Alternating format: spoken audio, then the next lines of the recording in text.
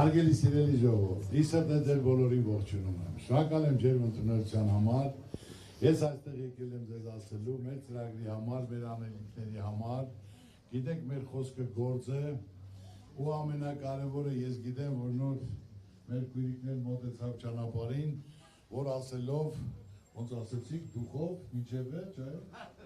Դուխով ու թասիբով։ Ու թասիբով, հիմա ձեզ ասեմ, որ դուք իմանաք, Եթե ես այդ ծառայության տակ մտել եմ, ոչ պաշտոնի կարիք ունեմ, ոչ ճանաչման կարիք ունեմ, ոչ փողի կարիք ունեմ, Աստծու կամոք սովորական աշխատողի ընտանիքի մարդ եմ, որը փոքր ու միջին բիզնեսի սկսելով, քարը քարին դնելով կառուցել եմ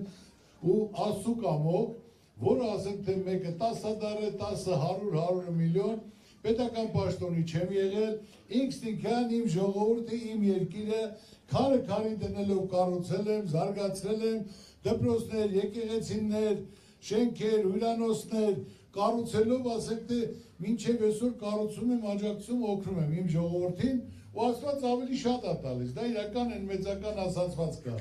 որ եթե ճիշտ ես օգտագործում, Աստված քեզ ավելի շատ տալիս, ես էլ այդ շատ բարձ, անկեղծ, մարդկային ոչ թե պարապած, անգիրարած, որ այսօր ինչ մտքեր պետք է ասեմ, այլ ինչ որ պատկերացնում եմ, ինչ զգում եմ, ինչը որ ես կարամ անեմ, դա ձեզ ասում եմ։ Այսօր աննարին ոչինչ չկա, ժողովուրդ ջան։ Հիմնական հարցը տեսնելով, որ այսօր ես քարոզարշավներին մասնակցում եմ, լիարժեք ներկայացնում եմ, ժողովրդի մասին լսել ենք խնդիրները, խնդիրները, որն են, տարբեր ոլորտի ասենք թե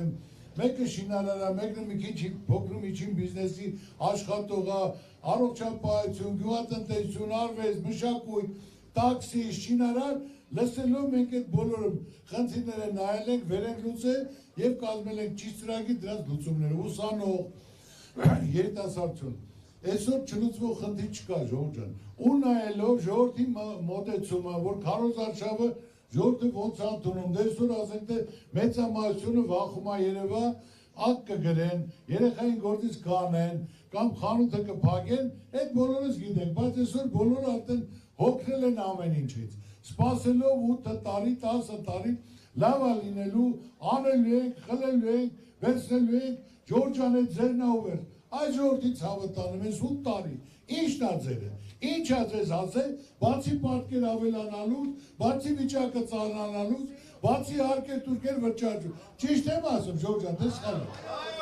Դրա համար հիմա քույրիկ ջան, նայելով իմ թիմին արդեն օրեկան տարբեր վախի մթնոլորտ ստեղծելով ստել կգան։ Ասենք բան չկա, ուզում են անջատեն մի 5 օրով, 7 օրով, ասենք թե ինչ որ ցույց տան, որ մենք կարանք էս անենք, էլ անենք։ Ծառուկյանին հաբեկելով ինձ ասել էին, որ գործաններն են կառնելու, տունը խլելու ենք, ծերանոց հարկենք։ Այդ է ցավը տանեմ, ծերանոց հարկող եք, այդքան բյուջե կա 15 միլիոն ծախսել եք, մի 100 միլիոն ծախսեիք, մի 3-5 հատ ծերանոց սարքեիք հատուկ ծերերի համար, սպասարկով առուց, Ծառուկյանի տուն, ինչ որ ժողովրդի հաշկին ուզում են դիվիդենդ շահեն, Ծառուկյանի տունը թողա 20 հատ, ասեք թե ծեր մնաց, այդ դա ինչ է տալի ժողովրդին, կարգին բան ասեք, կառուցել եք ծերանոցներ կառուցեք, որ ասեք թե մարդիկ նորմալ եթե կարիք ունեն, թող գնան այնտեղ մնան։ Այսօր հիմնական խնդիրը Ժորժ ջան, Ծառուկյանը սան գիտի, որտեղ 0-ից կայացած մարդը աշխատել ստեղծելով պետական պաշտոններ չեմ եղել,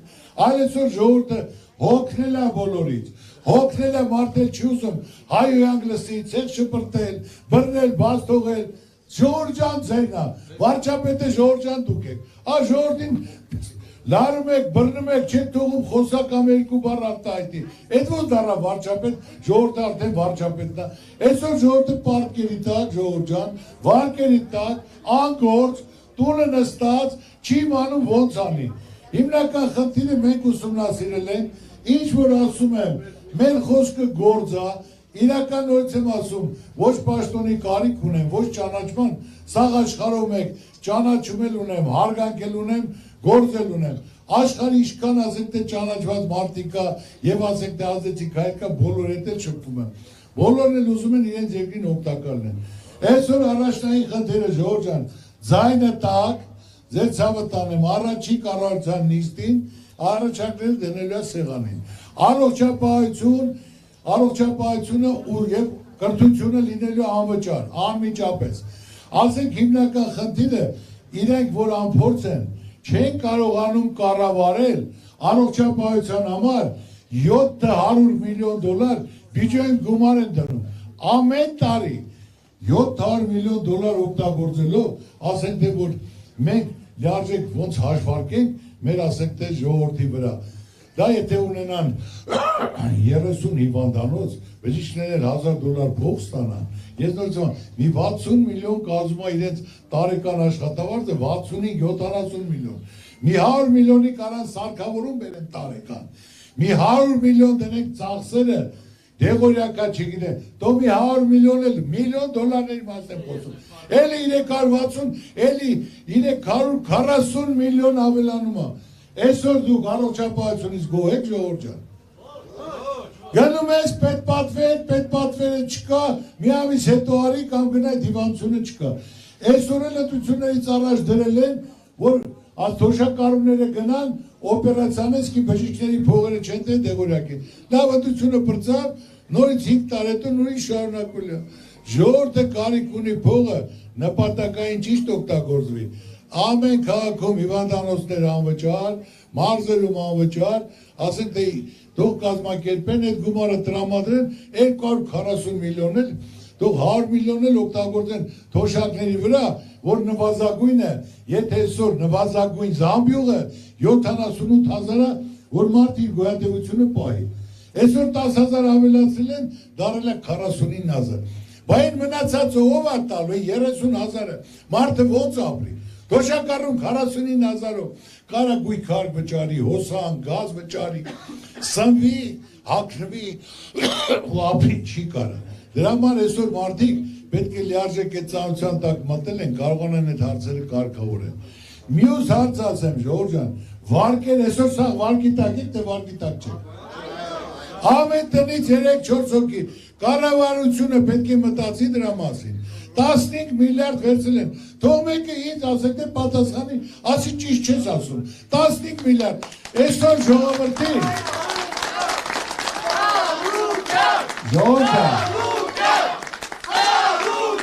ես ձեզ, ոչ տեսոր ասում եմ, հենց մենք եկան թոշակները դառնալա 200,000, առաջնային թոշակը դառնալա նվազագույն զամբյուղի չափով 78,000, որ քու այդ թոշակառուները բարեխիղճ, որը տարիք առել են, այդ մարդկանց պետք է ուշադրություն, գոնե մինիմումը կարողանաս ապահովել։ Ոնց որ դու քո ընտանիքի ղեկավարն ես, քո ընտանիքին չկարողանաս կերակրել։ Դա քո խնդիրն է, վերցել ես ծանոթությունը, կազմակերպի, զարգացրու, ներդրում բեր, թող մեկը իմ տեխնոլոգիան բերի, դու քո տարածքները տրամադրի, կազմակերպի, պետք է եթե մարդիկ անփորձ են, կյանքում չեն աշխատել, քարը քարին չեն դրել, դա տենց է լինելու ժողովուրդ։ Ես ինչ որ ասում եմ,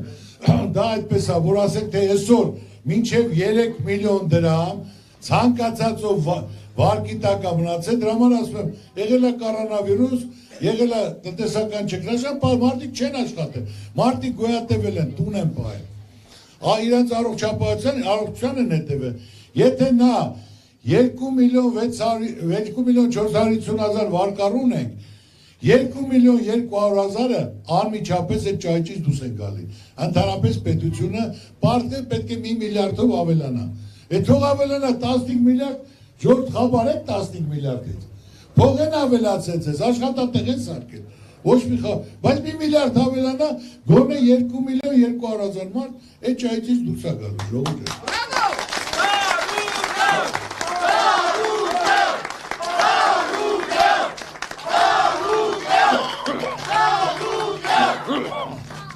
Ժողովուրդ ջան, ուրեմն ամեն ինչը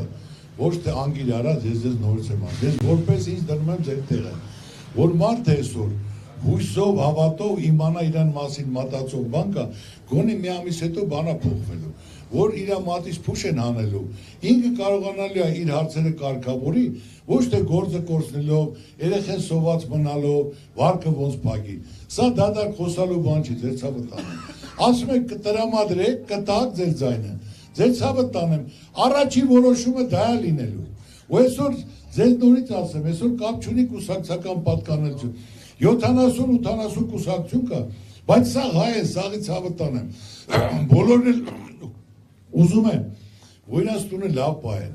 իրենց ընտանիքը լավ ապրի, իր երեխու ապագան փայլուն լինի։ Այսինքն բոլորը պետք է նայեն ով կարա դանի, դրա տակ ով կարա մտնի։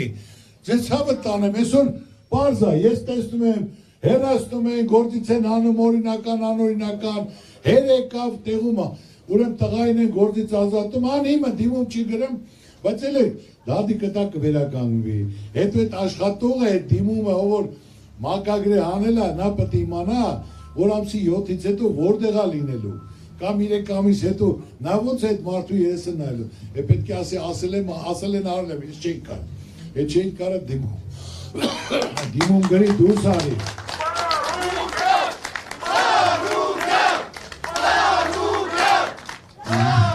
Ժողովուրդ, ես ձեր հետ խոսում եմ, իրական որպես ձեր փոխարեն հասկանալով անարի ոչինչ չկա ժողովուրդ։ Այսօր հիմնական ես ձեզ ասում եմ, որ մենք պետք է մեր եղբայր պետությունները չտշնամանանք, բարեկամական հարաբերությունը պետք է պահենք, պետք է բանակցենք, պետք է մի քանի ընտրություն ունենանք, եթե չէ դու հիմա այսօր Ռուսաստանը տշնամանում ես, ես միշտ ասել եմ, այն օրն էլ եմ հայտարարել, արդեն լիարժեք դու փակուղի ես մտնում, որ ժողովուրդը արդեն չի կարողանալու, ոչ բանկի վարկը փակի, ոչ իր աշխատողի, ասենք աշխատավարձը տա, հիմա այսօր այդ վիճակն է ժողովուրդը, ճանապարհները փակա, Ռուսաստանը ասում հայ ժողովրդին բարեկամներն են, բայց այդ ղեկավարությունը թող կողմորոշվի, եթե մեր այդ թշնամի է, ուզում է թշնամիները համագործակցի, իրա ցավն տանեմ, թող ժողովուրդը իմանան, որ մենք իրենց բարեկամն ենք, մենք չենք ուզում քայլ կատարենք, բայց իրենք ուզում են մեր թշնամիների հետ եղբայրություն անեն։ Հիմնական հարցը դրած է, այսօր մարդիկ եթե չեն կարողանում իրենց ապրանքը տանեն, վարկերի տակ են, աշխատավարձ պետք է տան, գոնե այսօր մեր ղեկավարությունը պետք է բանկերին ասի, որ այդ մարդիկ վարկի տակ են, կամ այդ վարկի տոկոսները սառացրեք, կամ պետությունը պետք է փակի, մինչև ճանապարհ գտնի, ոչ մի ճանապարհ էլ չեն կարող գտնեն։ Այսօր Եվրոպան, ասենք թե ինչ, Վրաստանը քանի տարի Եվրոպայի անդամ էր, որը լիարժեք չկարողացավ մի շիշ գինի վաճառի, նորից եկավ էլի իր տեղը, այն ժամանակ էլ լողեր կորցրեցին, մենք պետք է այսօր ոչ թե ես անգին արած բաներ եմ ասում, Ժորժան, իրականությունը, դուք ինձ լավ գիտեք, դուք էլ եք հետևում։ Մենք պետք է կարողանանք լիարժեք ունենալ երաշխավորած խաղաղություն, առաջնային է։ Այսօր ասում են խաղաղություն ենք բերել։ Ժորժան, խաղաղություն են բերել, թող ցույց տան այդ մեծ խոսացողները։ Թուղթը, որը Ալիևի հետ ասենք ստորագրել են երաշխավորած խաղաղություն, տեսնենք որ երաշխավորած խաղաղությունը, ուրեմն մենք լիարժեք ասենք ճիշտ, ոչ մի երաշխավորած խաղաղություն չկա։ Ամբողջ ադրբեջանցիները սպարծունքների վրա Գեղարքոնի կոպսյունիկով նստած, ֆունդամենտները բետոնից դրած, նրանք մեծ սպասելիքներով, որ ասեն թե իրենք սպասում են իրենց արևմտյան Ադրբեջանի վերականգնման, վերակառուցման հարցերի շուրջ։ Հիմնական պահանջներ են ներկայացնում, ժողովուրդ ջան, մենք պետք է ունենանք երաշխավորած խաղաղություն, տնտեսության զարգացում, դրա համար մեր կարգախոսը երաշխավորած խաղաղություն, Բարգավաճ Հայաստան, բարեկեցիկ կյանք, կապերն էլ կա, հնարավորությունն էլ կա, ցանկությունն էլ կա, թիմն էլ կա, ծրագիրն էլ կա, ժողովուրդ ջան։ Ու այսօր ասեմ ոչ թե մեր մոտ բոլորը պետք է ասենք բարգավաճից դինեն պաշտոններին, այլ ով կարա դա անի, ով աշխատել է, ով փորձ ունի, ով արդյունք է ցույց տվել, կապ չունի կուսակցական պատկանելություն։ Ասում են կուսակցական պատկանելություն սառացրու, եղբայր այսօր դու պետք է պետությանը երկրի ժողովրդին։ Այս ոլորտը զարգացնում ես, որտեղ դու փորձ ունես, գիտելիք ունես, արդյունքը ցույց ես տվել։ Եվ ամեն ինչ իր տեղում կլինի։ Եթե ես այդքան գործերի մեջ մտել եմ, արդյունք ինչից է եկել։ Ծանոթ բարեկամ հորոխբոր տղա կամ այն քծնվող մարդ չեմ դրել պաշտոնին։ Այլ այն մարդը, ով խելացի է, բան իմացա, խնդրեմ, հələ պարգևատրում էլ ասեք թե ամեն ինչը տվել եմ։ Դրա համար գործը առաջ է գնում։ Բարեկամ հետ չես կար աշխատես, չես կար պահանջես, կամ պետք է դա հորդ բողոքի կամ մորդ։ Այն մեկն էլ հետն էլ ասի, կարող եմ հորդ բարեկամներն ավելի լավ են, կամ նա գնասի չէ, հորդ իրական բարեմ ասում։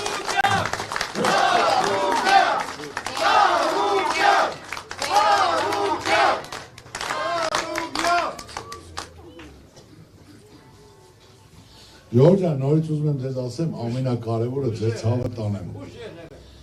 Իրական բնական եմ խոսում, նորից եմ ասում, թող մեկը ասի թե ինչ չի։ Պետք է այսօր եթե պատասխանատվություն ես վերցրել քո երկրի, քո ժողովրդի համար, Երկերը տամուր պետք է լինի, ժողովուրդը բարեկեցիկ ապահով երջանիկ պետք է լինեն։ Չես կարում անես, տեղը զիջի, մեղքի տակ մի մտի։ Սա ծանր գործ է պահանջում։ Պետք է լավ թիմ ունենաս, լավ կապեր ունենաս, խոսք ունենաս, մտածես, զարգացնես, ծաղկացնես։ Այսօր հիմնական հարցը Ժողովուրդ ջան ասենք թե տեսեք հասարակ